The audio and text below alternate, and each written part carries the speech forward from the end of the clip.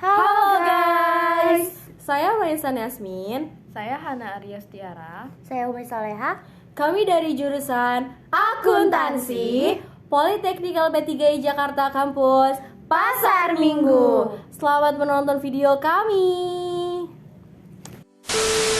Halo teman-teman, di sini saya akan menjelaskan tentang ringkasan dan abstrak. Saya akan memperkenalkan diri, tetapi sebelumnya perkenalkan dosen bahasa Indonesia tercinta kita, Bu Maivita Ramadhani, dan saya sendiri Hana Aryas Tiara Ningrum beserta teman-teman saya, Umi Soleha dan Maisan Yasmin. Kita dari jurusan Akuntansi. Apa sih yang kalian ketahui tentang ringkasan? Apa? Ayo.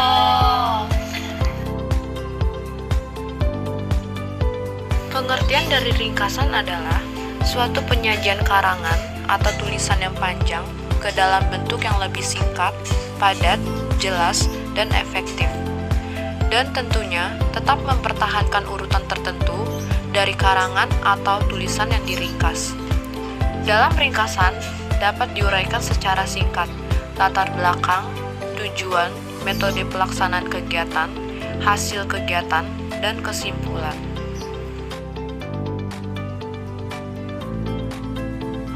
Pengertian ringkasan menurut para ahli terbagi menjadi 5 bagian. Menurut ASMI, ringkasan adalah penyajian singkat dari suatu karangan asli, sedangkan perbandingan bagian atau bab dari karangan asli secara proporsional tetap dipertahankan dalam bentuknya yang singkat. Menurut Nur Hadi, ringkasan adalah sebuah cara menyajikan karangan dalam bentuk singkat dengan mempertahankan urutan isi dan sudut pandang pengarang aslinya. Menurut Istriani, ringkasan bercis yang berarti memotong atau memangkas adalah suatu cara yang efektif untuk menyajikan suatu karangan yang panjang ke dalam bentuk yang singkat. Menurut Al-Faidi, ringkasan berasal dari bentuk dasar ringkas yang berarti singkat atau pendek.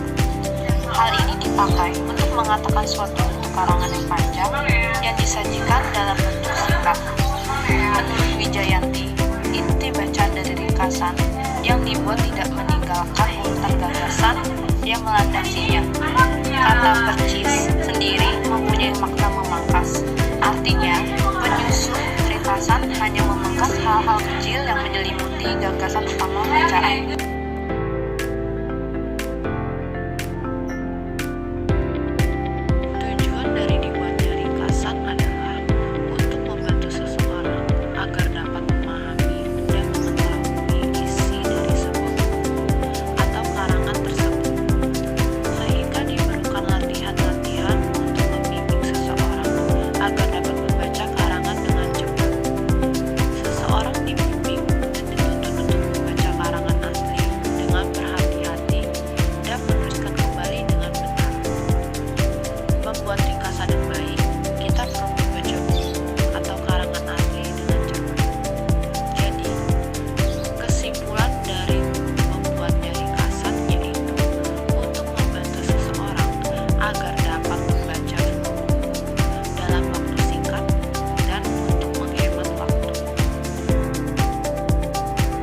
Selanjutnya, bentuk-bentuk ringkasan.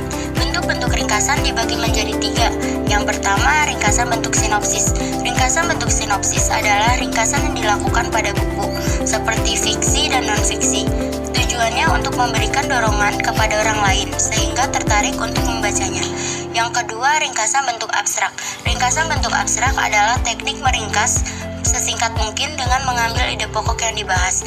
Yang ketiga, ringkasan bentuk simpulan. Ringkasan bentuk simpulan adalah ringkasan yang menyatakan ide utama, deskripsi dari uraian yang panjang dengan cara memberikan penekanan pada ide sentral dan solusi untuk menyelesaikan dari masalah yang dihadapi. Seterusnya, ciri-ciri ringkasan. Ciri-ciri ringkasan yaitu: pertama, pengungkapan kembali dalam bentuk yang singkat dan padat. Yang kedua, memproduksikan kembali apa kata pengarang. 3. Mempertahankan urutan ide-ide pokok saat menyusun ringkasan. Keempat, susunan ringkasan, sudut pandang, dan isinya mengikuti karangan asli. Kelima, menggunakan kalimat yang isinya jelas dan tidak bertele-tele. Selanjutnya, cara membuat ringkasan.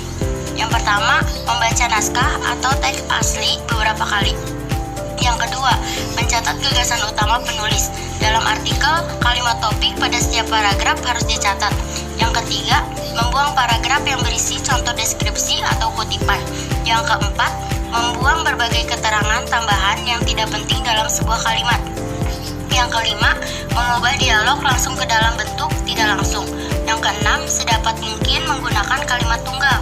Yang ketujuh, menyusun ringkasan dengan mempertahankan susunan gagasan penulis asli. Di sini terdapat contoh dari ringkasan yang awalnya terdiri dari beberapa paragraf, kemudian diambil poin-poinnya saja menjadi suatu ringkasan.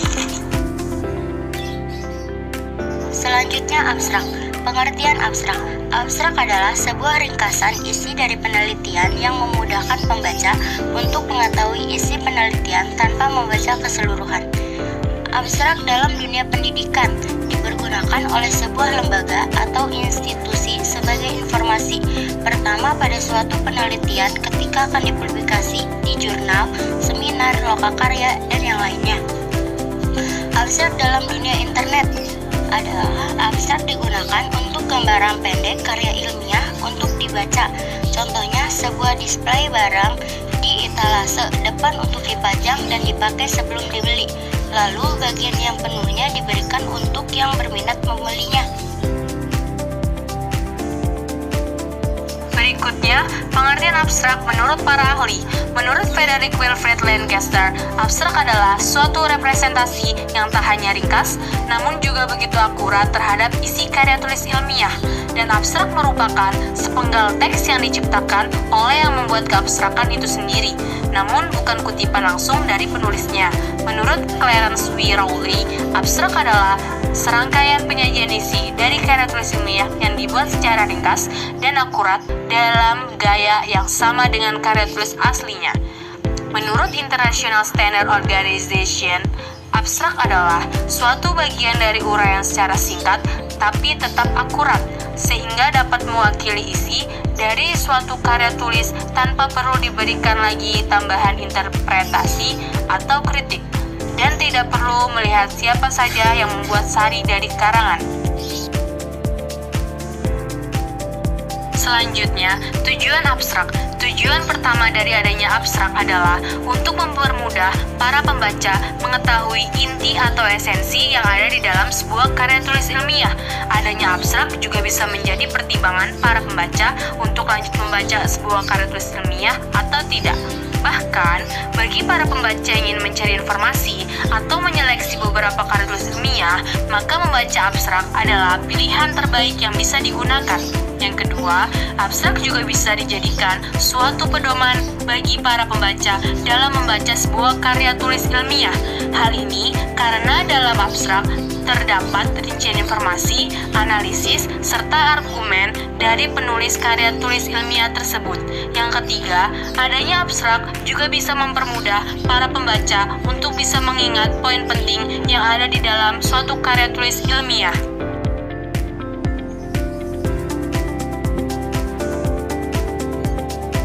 Selanjutnya, jenis-jenis abstrak.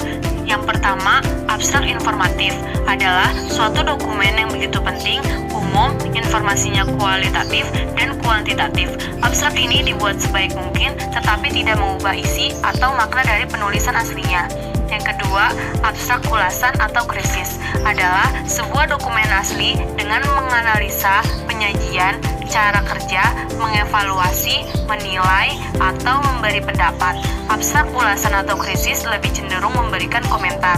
Yang ketiga, abstrak indikatif adalah sebuah penulisan atau dokumen dengan menggunakan pernyataan yang umum dan tidak disertakan data kuantitatif atau informasi yang detail, hasilnya berupa dokumen proceeding, dokumen diskusi, dan esai. Yang keempat, abstrak pokok adalah abstrak jenis ini sering ditulis oleh para pengarang atau redaksi sebab memiliki sifat tulisan yang ringan, sederhana, dan tidak resmi. Selanjutnya, ciri-ciri abstrak. Berikut adalah ciri-ciri abstrak antara lain yaitu 1. Biasanya dalam karya ilmiah abstrak menggunakan satu atau beberapa paragraf yang baik, merupakan satu kesatuan, unified, coherent, concise, dan dapat berdiri sendiri, able to stand alone. 2. Adanya transisi secara logika di antara informasi yang diberikan. 3. Tidak menambahkan informasi baru, hanya meringkas laporan atau tulisan. 4. Dapat dimengerti oleh banyak pembaca. 5. Terdapat beberapa paragraf yang merupakan satu kesatuan yang dapat berdiri sendiri. 6. Mengikuti kronologis dari tulisan pembahasan. 7. Adanya transisi secara logika antara informasi yang disampaikan. Berikutnya, struktur abstrak. Abstrak akademis biasanya menguraikan 4 elemen yang relevan dengan penelitian yang diselesaikan. 1. Fokus penelitian, yaitu pernyataan masalah atau rumusan masalah penelitian yang dibahas. 2. Metode penelitian yang digunakan, penelitian eksperimental, studi kasus, kuesioner, dan lain-lain. 3. Hasil atau temuan penelitian. 4. Kesimpulan dan rekomendasi utama. Di bawah ini terdapat 2 contoh dari abstrak.